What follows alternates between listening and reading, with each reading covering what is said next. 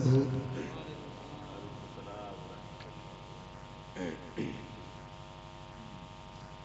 नहमदुहू व नुसल्ली व नुसल्लिमु अला रसूलिहिल करीम, अम्मा बाद। अऊज़ु बिल्लाहि मिनश शैतानिर रजीम। बिस्मिल्लाहिर रहमानिर रहीम।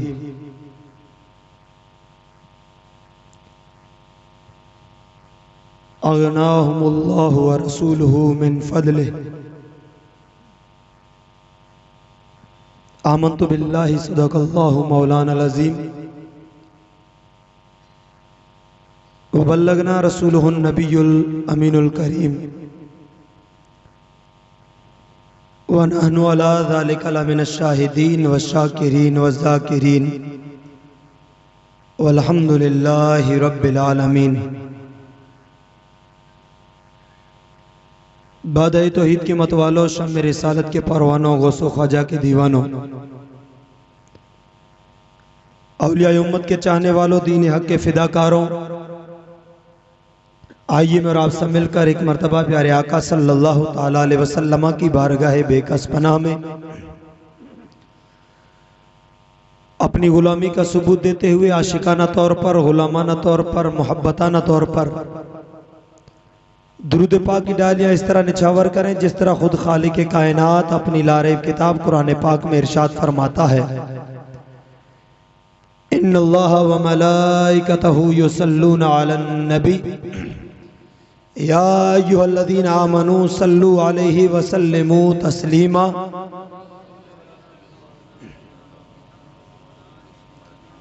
अल्लाहुम्मा सल्लि अला सय्यिदिना शफीना नबीना मौलाना मुहम्मद मुबारक वसल्लम सल्लु अलैहि।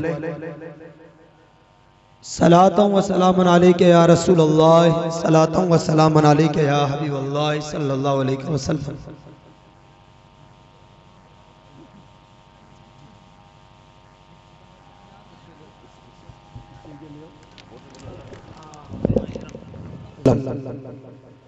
गौसे आज़म बमने बेसरो सामा मददे, गौसे आज़म बमने बेसरो सामा मददे, किबलाए दी मददे, काबाए ईमा मददे।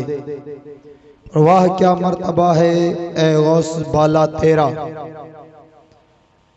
वाह क्या मर्तबा है ए गौस बाला तेरा, ऊंचे ऊंचों के सरों से है कदम आला तेरा। और सर भला कोई क्या जाने कि कैसा है तेरा, सर भला कोई क्या जाने कि कैसा है तेरा। औलिया मलते हैं आंखें वो है तलवा तेरा, और तुझसे दर दर से सग सग से है मुझको निस्बत, तुझसे दर दर से सग सग से है मुझको निस्बत। मेरी गर्दन में भी है दूर का डोरा तेरा, और इस निशानी के जो सग है मारे नहीं जाते, इस निशानी के जो सग है मारे नहीं जाते। हश्र तक रहे मेरी गर्दन में पट्टा तेरा, और वो क्या दबे जिस पे हो हिमायत का पंजा तेरा, वो क्या दबे जिस पे हो हिमायत का पंजा तेरा। शेर को खतरे में लाता नहीं कुत्ता तेरा, शेर को खतरे में लाता नहीं कुत्ता तेरा। और तेरी सरकार में लाता है रजा उसको शफी, तेरी सरकार में लाता है रजा उसको शफी, जो मेरा गौस है और लाडला बेटा तेरा। और अल्लाह अल्लाह किए जाने से अल्लाह न मिले, अल्लाह अल्लाह किए जाने से अल्लाह न मिले। अल्लाह वाले होते हैं जो अल्लाह से मिला देते हैं, और जब उनके गदा भर देते हैं शाहान जमाना की झोली, जब उनके गदा भर देते हैं शाहान जमाना की झोली। मोहताज का जब ये आलम है तो मुख्तार का आलम क्या होगा, मोहताज का जब ये आलम है तो मुख्तार का आलम क्या होगा। एक बार पढ़े दुरूद पाक, अल्लाहुम्मा सल्ली अला सय्यदना शफीना नबीना मौलाना मुहम्मद मुबारक वसल्लम सल्लु अलैहि। सलातम व सलामन अलैका या रसूल अल्लाह, सलातम व सलामन अलैका या हबीब अल्लाह सल्लल्लाहु अलैहि वसल्लम। बिरादरान मिल्लत इस्लामिया, अल्लाह तबारक ताला ने ये कायनात बनाई, दुनिया पैदा फरमाई। फिर अल्लाह तबारक ताला ने इंसान पैदा किए, अल्लाह ने अपनी मखलूकात बनाई। फिर अल्लाह ने अपनी सारी मखलूकात के अंदर इंसान, जिन्नात, फरिश्ते, जानवर, चरिंद परिंद वगैरह वगैरह जो भी है, जो भी अल्लाह की मखलूक है, उसमें सबसे अफजल अशरफ अल्लाह ने इंसान को बनाया।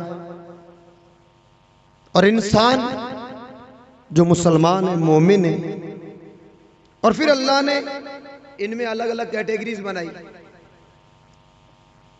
अंबिया इकराम अल्लाह तबारक ताला के चुने हुए, अल्लाह ने जिनको पसंद फरमा करके अपना नबी बनाया, उनका मकाम सबसे आला, सबसे अफजल। और अंबिया इकराम की जो दुनिया है, उनका जो आलम है, उसमें सबसे बड़ा मकाम हमारे और आपके प्यारे नबी पाक सल्लल्लाहु ताला अलैहि वसल्लम। अंबिया इकराम के बाद इस धरती में सबसे बड़ा मकाम अल्लाह तबारक ताला ने सिद्दीकीन को अता फरमाया। और नबी पाक सल्लल्लाहु ताला अलैहि वसल्लम की सोहबत की बदौलत, आका अलैहिस्सलातु वस्सलाम के साथ उठने बैठने और आका की सोहबत लेने की वजह से अल्लाह ने हर एक नबी के सहाबी को सिद्दीकीन में से बनाया। फिर उनके बाद में मकाम आता है शोहदाए दीन का। और फिर उसके बाद इस अल्लाह की मखलूक के अंदर सबसे बड़ा मकाम आता है सालेहीन का, जिसे कुरान ने दूसरे अल्फाज के अंदर बयान किया है, अला इन्ना औलिया अल्लाह ला खौफुन अलैहिम वला हुम यहज़नून अल्लज़ीना आमनू व कानू यत्तकून। और पूरा कुरान 30 पारे, अगर इसे पूरी तरीके से मुताला किया जाए, इस पर गौर व फिक्र किया जाए, तो तकरीबन अल्लाह तबारक ताला ने इस पूरे कुरान के अंदर 92 मर्तबा अपने नेक बंदों का यानी औलिया इकराम का जिक्र फरमाया। और अल्लाह ताला ने इंसानों की हिदायत के लिए 1,24,000 या 2,24,000 अंबिया इकराम को मबूस फरमाया। उनमें से बाज अंबिया इकराम को अल्लाह तबारक ताला ने अपना रसूल भी बनाया, अल्लाह तबारक ताला ने उन्हें उम्मतें भी दी है। और ये वलियों का जो सिलसिला है, ये वली इस उम्मत में आते रहे। आपको पता है कि अल्लाह तबारक ताला कुरान पाक में एक मकाम पर इरशाद फरमाता है, ववदअना अन्का विज़रक अल्लज़ी अनक़द ज़हरक। हबीब सल्लल्लाहु ताला अलैहि वसल्लम, अल्लाह तबारक ताला ने आपकी पीठ मुबारक का बोझ हल्का फरमा दिया। उलमाए किराम जब इसकी तफसीर में आए, मुफस्सिरीन ने लिखा है कि आका अलैहिस्सलातु वस्सलाम की पीठ मुबारक पर बोझ कौन सा था। तो बाज मुफस्सिरीन ने लिखा है, वो रिवायत बयान करते हैं कि आका अलैहिस्सलातु वस्सलाम एक मर्तबा मदीने में गलियों से गुजर रहे थे, तो उम्र भी इतनी ज्यादा नहीं थी ना। एक इंसान बुढ़ापे की वजह से 60-70 साल की उम्र होती है, तब इंसान की कमर झुकने लगती है, कमर झुकती है। आका अलैहिस्सलाम की उम्र मुबारक 63 साल है।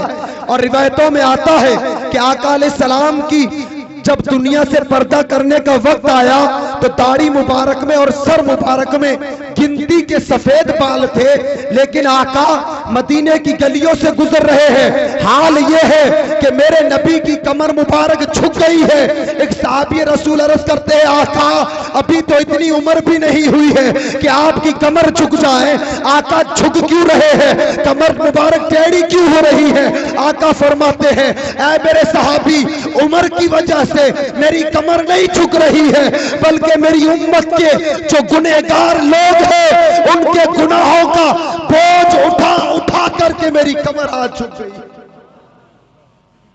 तो अल्लाह ने फरमाया, ववदाना अनका विज़रक अल्लज़ी अनक़द ज़हरक।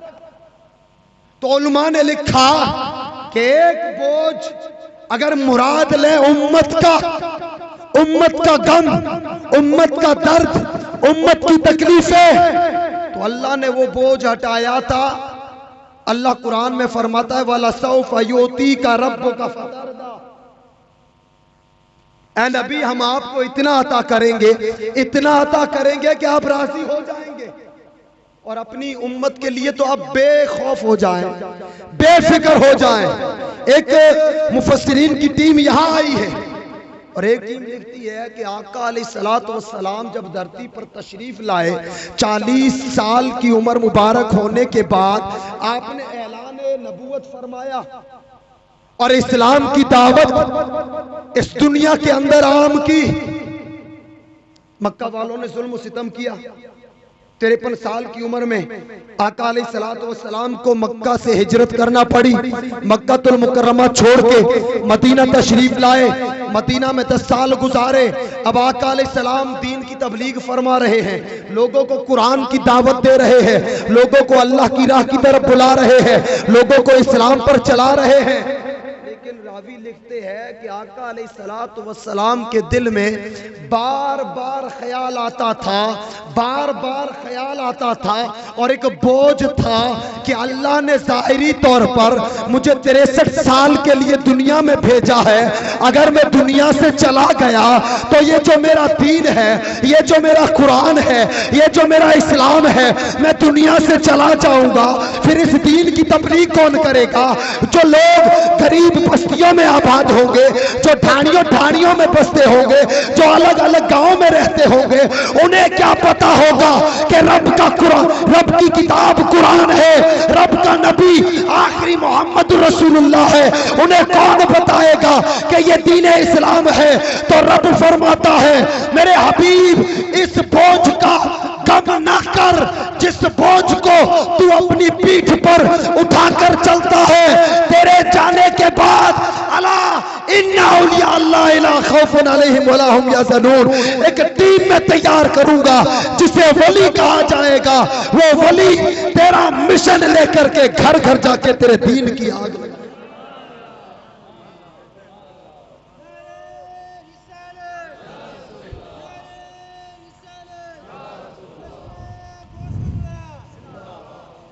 तो ये जो बोझ मुबारक ये आका अलैहिस्सलातु वस्सलाम की पीठ मुबारक पे था, रब फरमाता है, हबीब इसकी भी फिक्र ना करें।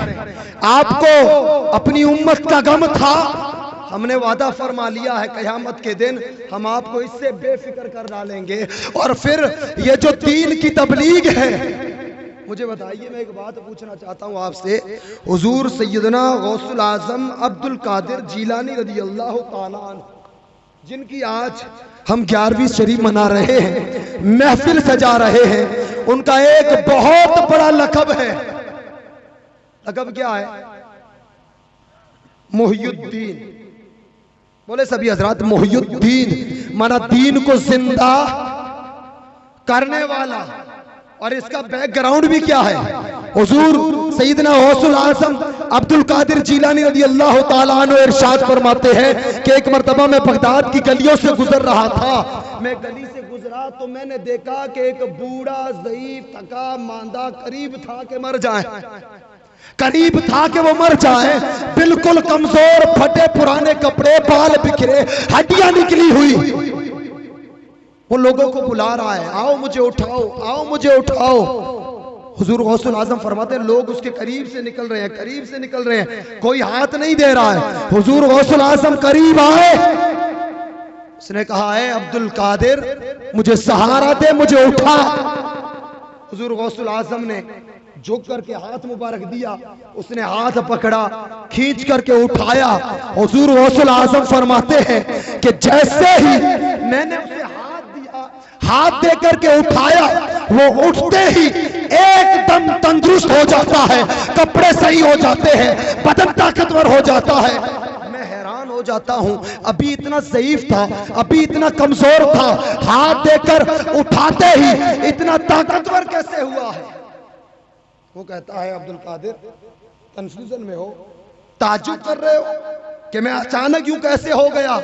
कहा वो कहता है कि अब्दुल कादिर जिलानी मैं कोई इंसान नहीं हूं, मैं वही दीन हूं जिसे मुस्तफा मक्के से लेकर के चले थे।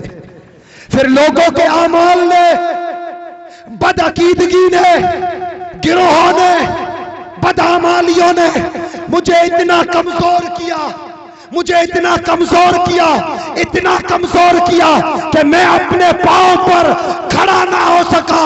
लेकिन अल्लाह ने नबी से वादा फरमाया, ववदाना अनका विज़रक अल्लज़ी अनक़द ज़हरक। ए अब्दुल कादिर, अल्लाह ने तुझे सहारा बनाया, तूने हाथ दिया, मुझे जिंदा कर डाला। आप बताइए, दीन पर यह वक्त बार बार आता है, दीन पर यह वक्त बार बार आता है। हमारी बदअमालियों की वजह से, हमारे बुरे कैरेक्टर की वजह से, बदअकीदगियों की वजह से, बुरे लोगों की वजह से, बद मजहबों की वजह से दीन इस्लाम कमजोर होता है। अब एक एग्जाम्पल ले ले कि आपके इलाके में दीन इस्लाम आज से कुछ साल पहले बड़ा कमजोर हालत में पहुंच चुका था, लेकिन नजर होती है हुजूर गौसुल आजम की, कोई आता है और दीन इस्लाम को हाथ देता है तो घर घर से या रसूल अल्लाह की सदाएं आने लग जाती। तो अल्लाह तबारक तआला ने ये जो अपनी एक टीम बनाई है, पहले देखे नबियों की जमात है, उसके बाद में सिद्दीकीन है, उसके बाद में शुहदा है, और उसके बाद में अल्लाह ने अपने वलियों का मकाम रखा। अब हर नबी आए और हर रसूल को अल्लाह ने उम्मतें दी, और हर उम्मत के अंदर अल्लाह ने नबी को वली दिए। एग्जाम्पल लें आप, हजरत सुलेमान अलैहिस्सलातु वस्सलाम अल्लाह तबारक तआला के जलीलुल कद्र पैगंबर है। अल्लाह तबारक तआला ने उन्हें पूरी दुनिया की बादशाही अता फरमाई। सिर्फ इंसानों पर ही नहीं, जिन्नों पर आपका राज चले, हवाओं पर आपकी हुकूमत हो, बादलों पर आपका कब्जा हो, जानवर आपका हुक्म माने, चरिंद परिंद आपका हुक्म माने। बहुत बड़े अल्लाह तबारक तआला के पैगंबर गुजरे।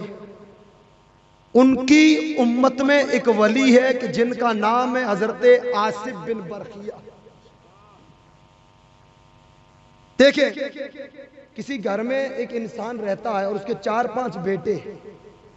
बेटों की अच्छाई जब बयान की जाती है कि ये लड़के, ये घर वाले बड़े नेक हैं, नमाजी है, रोजों के पाबंद है, ज़कातें देते हैं, हज करते हैं, दीन का काम करते हैं, तो बताइए बेटों की तारीफ होना असल में बाप की तारीफ कही जाएगी। और अगर किसी की औलाद निकम्मी हो, अगर औलाद राह रास्त से हट जाए, तो औलाद की बुराई दर हकीकत में बाप की बुराई हुआ करती। हजरत सुलेमान अलैहिस्सलाम इतने पावरफुल, इतने पावरफुल, एक वो कुरान पाक की सूरह पाक में जिक्र आया है कि हजरत सुलेमान अलैहिस्सलाम को हुदहुद ने आके खबर दी कि फला मुल्क के अंदर एक बल्केस नाम की बादशाह औरत रहती है, उसके पास में ये है वो है। हजरत सुलेमान ने खत लिखा, बिल्किस को कहा या तो मेरी ताबेदारी कर ले, मुझे अल्लाह का रसूल मान, एक अल्लाह को खुदा मान ले, वरना मैं तुझ पर हमला करने के लिए आ रहा। उसने अपने वजीरों से मशवरा किया, फला किया, सब कुछ करने के बाद कहा कि हमें सुलेमान से मुलाकात करनी। हजरत सुलेमान अलैहिस्सलाम को खत लिखा कि मैं आपसे पहले मुलाकात करना चाहती हूँ। अब वो अपने शहर, अपने मुल्क से निकली मुलाकात करने के लिए। हजरत सुलेमान को पता चला कि बिल्किस मुझसे मुलाकात के लिए आ रही है। और रिवायतों में आता है कि जिस तख्त पर बिल्किस बैठा करती थी, वो तख्त एक छोटे गांव जितना बड़ा था। एक गांव जिसके अंदर आए इतना बड़ा, हजरत सुलेमान अलैहिस्सलाम को पता चला और आने वालों ने कहा कि बिल्किस हमारे शहर के बाईपास पे आ चुकी। जैसे आप बालोतरा जाते हैं, बाड़मेर जाते हैं, जोधपुर, हर शहर का एक बाईपास होता है। एक सिटी में एंटर होते हैं, एक शहर को छोड़ के निकलते हैं। तो कहने वाले ने कहा कि बिल्किस मुल्क के बाईपास पे खड़ी है, सुलेमान का दरबार लगा है, उसमें इंसान भी है, जिन्नात भी है, अल्लाह के वली भी है, बड़े ताकतवर लोग भी है, कमजोर भी है, सभी बैठे हैं। हजरत सुलेमान अलैहिस्सलाम फरमाते हैं क्या तुम्हारे अंदर कोई ऐसा है कि बिल्किस के यहाँ आने से पहले उसका तख्त यहाँ लाके हाजिर कर दे? अब सब पर खामोशी, क्योंकि जो हजरत सुलेमान का और बिल्किस का जो मुल्क था उनका फासला भी तकरीबन 3 महीने का सफर था। तो इंसान कोई खड़े ना हुए तो एक जिन खड़ा होता है, अर्ज करता हुजूर अगर मुझे इजाजत अता फरमाए तो मैं आपकी महफिल बर्खास्त होने से पहले पहले वो तख्त उठा करके यहां ला करके हाजिर कर सकता। अब महफिल चलती थी, जैसे हमारा प्रोग्राम है, इशा बाद शुरू हुआ है, 12 या 11 बजे तक चलना है, 2-2.5 घंटे, तो 2-2.5 घंटे की महफिल थी। तो जिनके कहने का मतलब था हुजूर मैं मतलब 1 या 1.5 घंटे से पहले ला सकता हूँ।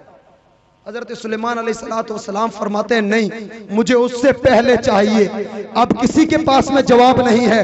कुरान कहता है एक अल्लाह का प्यारा बंदा जिसे वली कहा जाता है, नाम है आसिफ बिन बरखिया, खड़े होते हैं, अर्ज करते हैं हुजूर वाला अगर मुझे इजाजत हो तो मैं लेके आऊं। सुलेमान फरमाते हैं कितनी देर में लाएगा? अर्ज करते हैं हुजूर इजाजत दे, पलक झपकने से पहले उस तख्त को उठा कर के डालू। अब कुरान तारीफ कर रहा है आसिफ बिन बरखिया की, लेकिन शान बयान हो रही है हजरत सुलेमान अलैहिस्सलाम की। अभी मौलाना पीर बख्श साहब ने सुनाया असहाबे काफ वाला, हजरत ईसा अलैहिस्सलाम की उम्मत के वली, और पावर इतना है कि कुरान कहता है कि वो 3 थे तो चौथा उनका कुत्ता था, वो 5 थे तो छठा उनका कुत्ता था, वो 7 थे तो 8वां उनका कुत्ता था। उनकी तादाद क्या है अल्लाह बेहतर जानता है।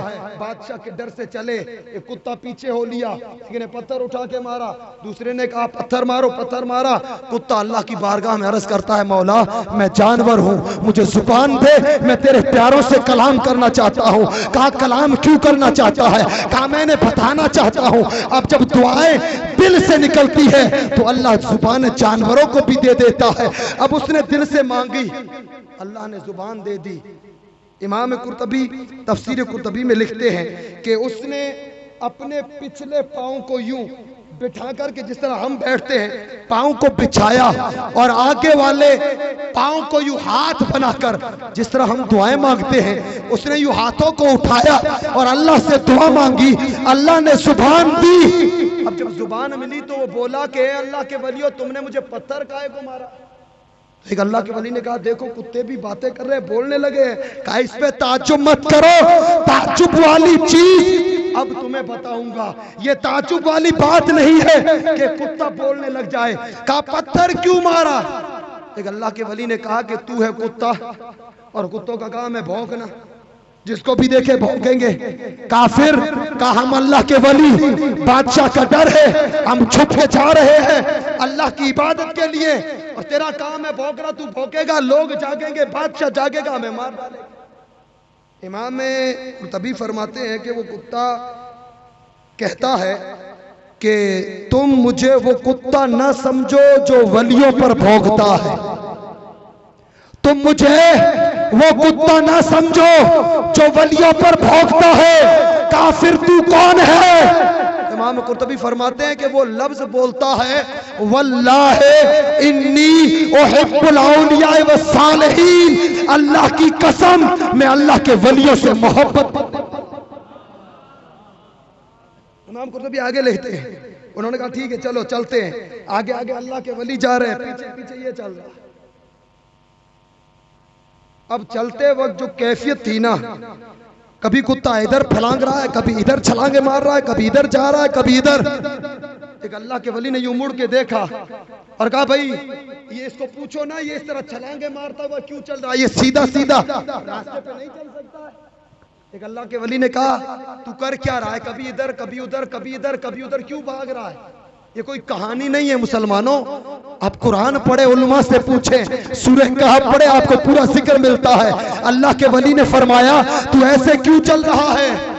इमाम कुर्तबी फरमाते हैं वो कुत्ता कहता है कि अल्लाह के वलियो मुझे इतना यकीन है अल्लाह की जात पर कि जब से तुम्हारा दामन थामा है दुनिया के लिए मिसाल बन जाऊं।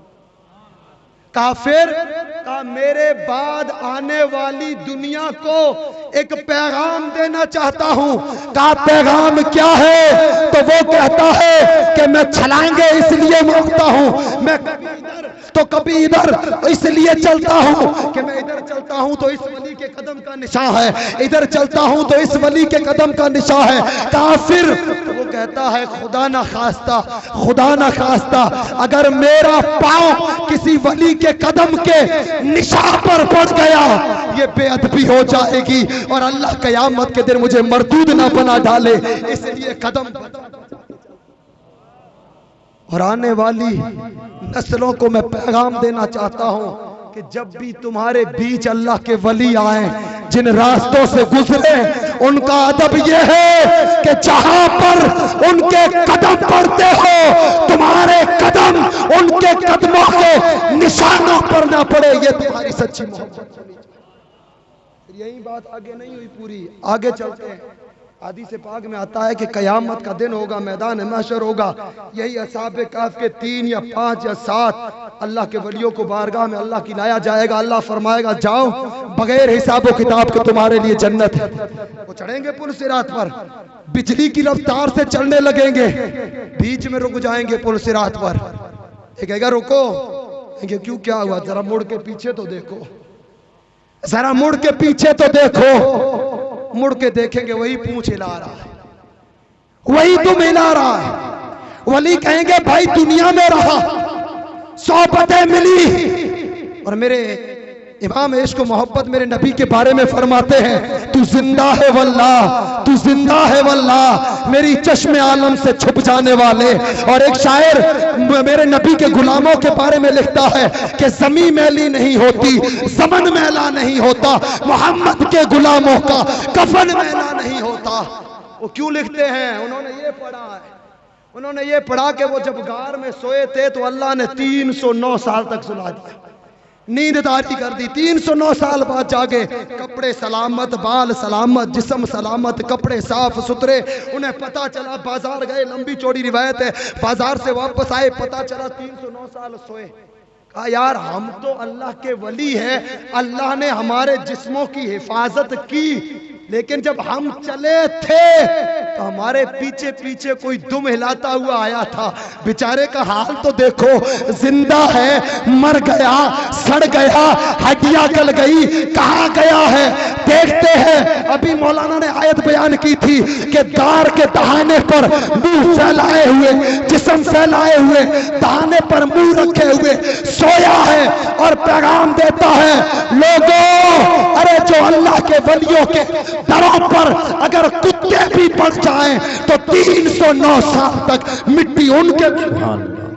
सुभान अल्लाह, नारे तकबीर, नारे रिसालत, शान औलिया, सुभान अल्लाह। अब वो पीछे देखें, पीछे देखेंगे तो मिला भाई वो दुनिया में जो था वो हो गया, अब क्या है? वो कहेगा अल्लाह के वलियो तुम तो अल्लाह के प्यारे हो ना, हम लोग आंखें बंद करें अंधेरा छाए, और तुम लोग आंखें बंद करो अर्श आज़म देखो। अल्लाह फरमाता है वत्तबे सबीला मन अनाबा इलैया, अपने नफ्स को उनके कदम जो अल्लाह के हुजूर झुक गया है, जो अल्लाह के हुजूर झुक गया है। वस्बिर नफ्सक मअल्लज़ीना यदऊन रब्बहुम बिलगदाति वल अशी, अपने नफ्स को उनके कदमों में डाल जो अल्लाह की बारगाह में झुके हैं। वला तादू ऐनाका अन्हुम, ए मौला हमारे नफ्स को तेरे प्यारे बंदों के कदमों में क्यों डाले। अल्लाह फरमाता है युरीदून वजहू, वो लोग हर घड़ी आरिफाना तफसीर है, सूफियाना तफसीर है। अल्लाह फरमाता है कि वो लोग हर वक्त जब दुनिया से छुपते हैं, तन्हाइयों में आते हैं, आंखें बंद करते हैं, युरीदूना वजहू, वो हर घड़ी अपने रब का चेहरा मुबारक देखा। सुभान अल्लाह। नारे तकबीर, नारे रिसालत, शाने औलिया, अज़मते औलिया।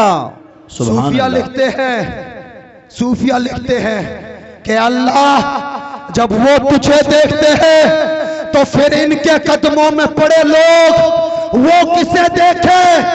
रब फरमाता है वाला तादू ऐनाका अन्हुम, वो अपने रब का जलवा देखते हैं। तुझ पर लाजिम है कि अपने नफ्स को इनके कदमों में डाला है तो अपनी नजरों को इनके चेहरों से मत हटा, ये रब को देखते हैं। वो कहेगा कि तुम तो अल्लाह के वली हो, तुम्हारा मकाम तो ये है कि तुम अल्लाह को देखो। चलो दुनिया में मैंने तुम्हारी सोहबत ले ली, 309 साल तुम्हारे साथ रहा, सारा कुछ तुम्हारे साथ गुजारा, अब उसका कुछ बदला तो चाहिए ना, उसका कुछ बदला तो दोगे। कहा बोल बदला क्या है। तो वो कहता है कि जहां तुम जा रहे हो वहां मुझे भी साथ में लेकर के चलो, जहां तुम जा रहे हो वहां मुझे भी लेके चला। वो कहां जा रहे हैं? जन्नत में। और जन्नत क्या है? नूर। जन्नत नूर है। और उलमा से पूछेंगे पता चलेगा। कुत्ता हजरत आदम अलैहिस्सलाम के जिस्म अनवर व पुतले पर जब शैतान ने थूका था, ये जो नाप बनी है यहाँ थूक पड़ा था, अल्लाह ने हुक्म दिया ये मिट्टी निकाल ले जिब्राइल। मिट्टी निकाली गई और उससे कुत्ता बनाया गया। इंसान से मुशाबिहत इसलिए रखता है, वफादारी इसलिए है कि मिट्टी इंसान की है, और नापाक इसलिए है कि थूक शैतान का है, और रात भर जागता इसलिए है कि जिब्राइल के हाथों से बना है। अब बताएं, जन्नत नूर है, ये शैतान के थूक से बना है। वलियों से कहता है दुनिया में साथ रहा, अब आखिरत में छोड़ो ना, जहां जन्नत में तुम रहोगे वहां मैं तुम्हारे साथ। सुभान अल्लाह। अब बड़ी कंफ्यूजन हो गई, अब बड़ी कंफ्यूजन पैदा हो गई, क्या करे जन्नत में। अब अल्लाह के वली कहते चलो ना, इसने कह दिया है, अल्लाह ने कब डाला है हमारा, हमने जब हाथ उठाए हैं अल्लाह ने दिया है, हाथ उठा लेते हैं। 3 या 5 या 7 जितने हैं मिलकर हाथ उठाएंगे। ए अल्लाह, हम जानते हैं ये कुत्ता है, हम जानते हैं ये नापाक है, लेकिन दुनिया में बेलौस होकर के ये हमारे दर पे पड़ा था। कहा मांगो, क्या मांगते हो? अर्ज करेंगे मौला हम चाहते हैं कि इसे हमारे साथ जन्नत में भेज। अल्लाह फरमाएगा मेरे प्यारों, जन्नत नूर है, मोमिनों के लिए है, लेकिन तुमने अगर दुआ कर दी है तो फिर तुम्हारी दुआ के सदके में अब ये कुत्ता कुत्ता नहीं, बलम बिन पाउरा की शक्ल में इंसान बन के जन्नत में जा। अब जब जब असहाबे काफ की तारीफ होती है, शान बयान हो रही है हजरत ईसा अलैहिस्सलाम की। अब देखें, पूरी कायनात ले सबसे बड़े मेरे नबी है, मेरे नबी का सदका हजरत आदम से लेकर हजरत ईसा तक हर नबी को मिला है, हर नबी की नबूवत, हर रसूल की रिसालत सदका है मेरे नबी का। अगर इधर नबी सुलेमान है तो वली आसिफ बिन बरकिया है, नबी इधर ईसा अलैहिस्सलाम है तो वली असहाबे काफ है। अब इधर नबी अगर मोहम्मद रसूल है तो उम्मत का वली हुजूर गौसुल आज़म अब्दुल कादिर जीलानी बन के दुनिया में। फिर मकाम क्या है, शान क्या है, सिर्फ एक रिवायत बयान कर रहा हूं, और उससे पहले बताता चलूं कि ये जो औलिया इकराम की जो दुनिया होती है, ये जो अल्लाह के वली होते हैं, इनकी 3-4 कुछ कैटेगरीज हुआ करती है। एक सबसे पहली पसंदीदा और सबसे बेहतरीन कैटेगरी होती है मादरजाद वली। मादरजाद माना मां के पेट से ही अल्लाह का वली बन के दुनिया में आए। हुजूर सैयदना गौसुल आजम, और उससे पहले थोड़ा आगे चले हजरत ईसा की माँ सैयदा तैयबा हजरत मरियम अलैहिस्सलाम मादरजाद वलिया है, और मादरजाद वलिया बनी तो कुरान कहता है कि अपने दौर में, अपने वक्त में इस दुनिया में जितनी औरतें थी उन सारी औरतों में सबसे बड़ा मकाम हजरत मरियम रज़ियल्लाहु ताला अन्हा का। और फिर जब दौर आया लख्ते जिगर सैयदा तैयबा ताहिरा खातून जन्नत हजरत बीबी फातिमा सलामुल्लाह अलैहा का, तो फिर सारे मकाम पीछे रह गए। दुनिया, आखिरत, कयामत की सुबह तक और जन्नत तक के लिए अल्लाह ने कायनात की सारी औरतों की सरदार फातिमा को बना डाला। मादरजाद वलिया थी, अपने दौर की, अपने वक्त की सारी औरतों की सरदार बन गई। एक वली होता है मादरजाद, हुजूर सैयदना गौसुल आजम अब्दुल कादिर जीलानी मादरजाद वली, माँ के पेट से वली बन के आए। और वो जो रिवायत मशहूर और मारूफ आप उलमा से सुनते हैं कि वालिद साहब के बड़ा मदरसा में लेके आए, उस्ताद के सामने बिठाया, उस्ताद ने फरमाया पढ़ बेटे बिस्मिल्लाह, बिस्मिल्लाह से शुरू करते हैं। कुरान के 18 पारे सुना दिए। उस्ताद हैरान है, किसी और दारुल में पढ़ के आए हो, किसी जामिया में जाके आए हो, किसी यूनिवर्सिटी होके आए हो, कहा कहीं नहीं गया, कहा फिर याद कहाँ किए, कहा माँ के पेट में था। माँ 18 पारों की हाफिजा है और माँ हर रोज तहज्जुद के लिए उठती है। तहज्जुद और फजर के बीच में हर रोज 18 पारे तिलावत करती है। माँ बाहर तिलावत करती है, बेटा अब्दुल कादिर पेट में सुन सुन के हाफिज बन रहा। ये सबसे बड़ी कैटेगरी अल्लाह के वलियों की, मादरजाद अल्लाह के वली हुजूर सैयदना गौसुल आज़म। और एक वली होता है कसबी, अपनी इबादत के जरिए, अपनी रियाजात के जरिए, अपनी मेहनतों के जरिए। जैसे हजरत इब्राहिम बिन अदम रज़ियल्लाहु ताला अन्हु है, बहुत बड़े बादशाह थे, अपने घर में सोए, ऊपर छत पे किसी के दौड़ने की आवाज आई, पूछा कौन है, कहा फला फला, कहा ऊपर क्या कर रहा है। अर्ज करता हुजूर मेरे ऊंट गुम हो गए, ऊंट ढूंढ रहा हूं रात को। इब्राहिम बिन अदम फरमाते हैं पागल इंसान, तेरे ऊंट गुम हुए तो जंगलों में जा, बादशाह के मकान पर ऊंट कहां ढूंढ रहा है। सामने वाला कहता है कि जब बादशाहों के मकान पर ऊंट नहीं मिल सकते तो नर्म और नाजुक बिस्तरों पर सोकर बादशाही खजाने खाकर तुम चले हो अल्लाह को तलाश करने के लिए। रिवायत में आता है कि उसी रात किसी को कोई बात ना की, किसी को कुछ नहीं कहा, अपना कुछ वो जो 2-4 जोड़े कपड़े उठाए, बादशाही छोड़ी, घर छोड़ा, निकल गए। कई साल गुजरे, कई साल गुजरने के बाद आप एक बार काबे में आए तो आपको पता था कि जब घर से चला था तो एक छोटा सा 1-1.5 साल का या कुछ महीनों का बेटा था। कई सालों बाद जब काबे का तवाफ करने आए तो इत्तेफाक देखें कि वही आपका बेटा, वो भी काबे के लिए आया था, वो भी उम्रे के लिए आया था। अब इधर बाप है, इधर बेटा है। तवाफ चलते चलते इब्राहिम बिन अदम की नजरें अपने बेटे पे पड़ती है। वो जो विलायत थी ना, कश्फ के जरिए पहचान लिया कि मेरा बेटा है, और बेटे ने शक्ल के जरिए पहचान लिया कि मेरा बाप है। और बाप बेटे की मोहब्बत जब बढ़ती है, इब्राहिम बिन अदम करीब आकर के बेटे को सीने से लगाते हैं और जोर से दबा के प्यार करते हैं। आवाज आती है, ऐ इब्राहिम दावा करते हो मेरी मोहब्बत का, कहते हो तेरे सिवा इस दिल में कोई नहीं उतरा है, और आज किसी और को गले लगा रहे हो। आज मेरे सिवा को अपने सीने से लगा करके अपनी मोहब्बत को अंगड़ाइयां दे रहे हो। उसी वक्त में छोड़ देते हैं, अर्ज करते हैं मौला या तो मुझे उठा ले या फिर इसको उठा ले। अल्लाह अकबर। ये होती है विलायत कसबी। कसबी वली इसे कहा जाता है जो अपनी मेहनतों के जरिए विलायत का मकाम हासिल करता है।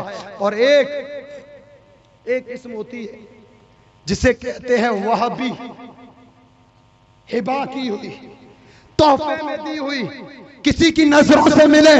जैसे हुजूर सैयदना गौसुल आजम बगदाद की गलियों में कीमती जुब्बा पहन करके चले, एक चोर जुब्बे में हाथ डाल, हमने आज तक ये सुना कि चोर ने जुब्बे में हाथ डाला, लेकिन यहां मैटर उल्टा है। जानबूझकर मेरे गौसुल आजम वो जुब्बा कीमती पहनते हैं, उसके आगे जानबूझ के जाते हैं, उसे दिखाते हैं, उसे मजबूर करते हैं, वो हाथ डालता है, मजबूर करके अपने कमराए अनवर में लाते हैं। लाने की वजह क्या थी कि उसे वली जो बनाना था, उसे विलायत जो देनी थी। अब जो कमरे में आया, हजरत खिज़र आते हैं, फला इलाके में अब्दाल का इंतकाल हो गया। कहा अर्जेंटली चाहिए, कहा सुबह देंगे, अर्जेंटली चाहिए, कहा अर्जेंटली चाहिए तो दरवाजा खोलो। कोने में एक बैठा है, ले जाओ। दरवाजा खोला, हजरत खिज़र ने हाथ पकड़ा, वो कहता हुजूर मैं वली नहीं, अब्दाल नहीं, चोर हूं, चोर। खिज़र फरमाते हैं चोर था, लेकिन निगाह गौसुल आज़म ने आज तुझे अब्दाल। तो ये जो विलायत, जैसे हजरत जुनैद बगदादी को जो विलायत मिलती है, और मैं बयान कर रहा था कि हुजूर जुनैद बगदादी रदियल्लाहु ताला अन्हु इतने बड़े वली थे, इतने बड़े वली थे कि उनके दौर में उन जैसा कोई वली ना हुआ, उन जैसा कोई वली पैदा ना हुआ। और उनको जो विलायत मिली थी वो विलायत वहबी थी, किसी की नजर का कमाल था। और 12 उलमा से सुना होगा, सैयद ज़्यादा लड़ने के लिए आया था, कुश्ती लड़े थे, कान में कहा मैं भूखा हूँ, मेरे बच्चे भूखे हैं, मेरे लिए गिर जा, कयामत नबी से बदला दिलवा दूंगा। जुनैद गिर गए, रात को सोए, आका ख्वाब में आए, फरमाया जुनैद ये मेरे बच्चों का मैटर है, जो मेरे बच्चों के साथ भलाई करते हैं हम उन्हें आखिरत तक का इंतजार नहीं करवाते, दुनिया में भी देते हैं और आखिरत में भी अता फरमाते हैं। वो जुनैद बगदादी एक मर्तबा कश्फ के जरिए देखते अपना मकाम, इतना बड़ा मकाम देखा, इतना बड़ा मकाम देखा कि कोई बराबर ही नहीं, कोई बराबर ही नहीं। आप यूं मकाम देख करके थोड़ा जोश में आ गए और दिल में ख्याल आया कि अल्लाह ने मुझे वो मकाम दिया है कि इस धरती पर मुझ जैसा कोई वली ना हुआ है, ना हो सकता है। इतना ख्याल करना था कि हुजूर गौसुल आज़म अब्दुल कादिर जीलानी की रूह मुबारक हाजिर होती है। आप फरमाते जुनैद इतराओ मत, तौबा करो। क्यों? क्योंकि तुम्हें जो विलायत मिली है वो सदका गौसुल आज़म मेरा है, और सुनो तुम्हारे बाद मेरा दौर आने वाला है। हर वली का सूरज चमका, चमक करके डूब गया है, हर वली का दौर आया, चमक करके चला गया है। और सुनो हर वली की गर्दन पर किसी नबी का कदम है। आप खुद कसीदाए गौसिया में फरमाते हैं ले कुल्ले वलीकिन लहू कदमुन व इन्नी अला कदमिन नबी बदरिल कमाली। हर वली की गर्दन पर नबी का कदम होता है और अब्दुल कादिर की गर्दन पर मोहम्मद मुस्तफा का कदम है। अल्लाह ताला कुरान पाक में इरशाद फरमाता है अगनाहुमुल्लाह व रसूलुहु मिन फदले। अल्लाह तबारक ताला ने और उसके रसूल ने इन औलिया को अपने फजल से गनी बना डाला। अब गनी कैसे बनाया? हुजूर गौसुल आज़म फारिग तहसील हुए, मदरसा से जब पढ़ाई कंप्लीट हुई, रात को हुजूर सलाम ख्वाब में आए, फरमाया मेरे बेटे इतने अच्छे आलिम हो, ये सब कुछ कंप्लीट कर लिया है तो लोगों को तकरीर क्यों नहीं सुनाते, लोगों को दीन क्यों नहीं सिखाते? अर्ज करते हैं नाना जान मैं अजमी हूँ, ये लोग अरबी है, मेरी जुबान इन पर असर कैसे करेगी? हुजूर सलाम ने फरमाया अपना मुंह खोलो। आप अपना मुंह मुबारक खोलते हैं, मेरे नबी ने अपना लुआब दहन डाला। जब लुआब दहन नबी का अब्दुल कादिर जीलानी के मुंह मुबारक में पड़ता है, फिर हाल क्या होता है? अगनाहुमुल्लाह व रसूलुहु मिन फदले। अल्लाह और रसूल ने अपने फजल से गनी किया। अब फजल से गनी कैसे हुए? कि मैं तकरीर कर रहा हूं, माइक से हटता हूं, वहां तक आवाज नहीं जाती है, माइक का सहारा लेता हूं, यहां तक ये जो 700 500 या 1000 जितने भी लोग हैं आप तक आवाज आती है। हुजूर गौसुल आजम अब्दुल कादिर जिलानी के दौर में कोई माइक नहीं था, कोई साउंड सिस्टम नहीं था। रिवायतें बताती है कि आप जब तकरीर फरमाते 70 हजार लोगों का मजमा हुआ करता था, और आप जब तकरीर मुबारक शुरू करते तो हाल ये होता कि जो आवाज पहली सफ वाला सुनता वही की वही आवाज आखिर में बैठा इंसान सुना करता था। और जब तकरीर पूरी होती थी तो हाल ये होता था कि 70 जनाजे उठा करते थे, लोग अपने कपड़े फाड़ दिया करते थे। एक आखिरी रिवायत पेश करके अपनी बात को मुकम्मल कर रहा हूं। आपके शहजादे हैं, नाम है हुजूर अब्दुल रज़्ज़ाक रज़ी अल्लाह ताला अन्हु। आप बाहर से पढ़ के आए, हुजूर गौसुल आजम की बारगाह में आए, आकर के अर्ज करते हैं, अब्बा आप हमेशा तकरीरें करते हो, लोग कपड़े फाड़ते हैं, बेहोश होते हैं, चीखे चिल्लाना, जनाजे उठते हैं। अब्बा मैं आलिम बन के आया, मैं बहुत बड़ा आलिम बना हूं, इतने साल पढ़ के आया, हमेशा आप तकरीर करते हैं, आज मुझे मौका दे मैं तकरीर करूं। हुजूर आजम फरमाते ठीक है बेटे तुम तकरीर करो। आप खड़े हुए, हुजूर अब्दुल रज़्ज़ाक रज़ी अल्लाह ताला अन्हु खड़े होकर के 1-1.5 घंटे तक मुदल्लल कुरान और हदीस की रोशनी में तकरीर फरमाते हैं। ना किसी की आंख से आंसू है, ना कोई चीख है, ना कोई पुकार है। जब तकरीर कर ली, तकरीर पूरी करने के बाद हुजूर गौसुल आजम आते हैं, कहते बेटे तकरीर कर ली? कहा हाँ कर ली। कहा अब तू बैठ जा, अब मैं करता हूँ। अब हुजूर गौसुल आजम आते हैं, ना खुतबा पढ़ा, ना कुछ बिस्मिल्लाह पढ़ी, ना औज़ु बिल्लाह पढ़ा, कुछ भी नहीं पढ़ा। मिंबर पर खड़े होकर के फरमाते हैं, लोगों आज अब्दुल रज़्ज़ाक की वालिदा ने अच्छी मुर्गी पकाई थी, मैं खा करके आया हूं। इतना कहना था कि चीखो पुकार मच जाती है, कपड़े फटने लग जाते हैं, लोग गिरने लग जाते हैं। आपके शहजादे अर्ज करते, अब्बा मैंने 1.5 घंटे कुरान और हदीस सुनाया, किसी पर असर ना हुआ। आपने ना कुरान सुनाया ना हदीस सुनाई, फिर ये लोग चीख क्यों रहे हैं? आप फरमाते हैं अगनाहुमुल्लाहु व रसूलुहु मिन फदले। बेटे तू बोलता है तेरी खुद की मर्जी से। अब्दुल कादिर जब भी जुबान खोलता है, जुबान अब्दुल कादिर की होती है, लफ्ज मोहम्मद मुस्तफा के। सुभान अल्लाह। नारे तकबीर, नारे रिसालत, शाने गौसुल आजम।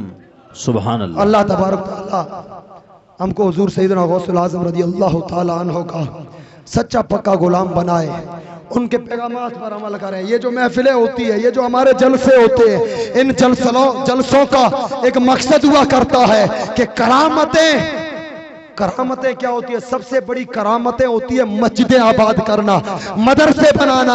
हुजूर गौसुल आजम ने पूरी जिंदगी मदरसों को आबाद किया है। अल्लाह ताला हम सबको हुजूर सैयदना गौसुल आजम अब्दुल कादिर जिलानी रज़ी अल्लाह ताला अन्हु के नक्शे कदम पर चलने की तौफीक और रफ़ीक अता फरमाए।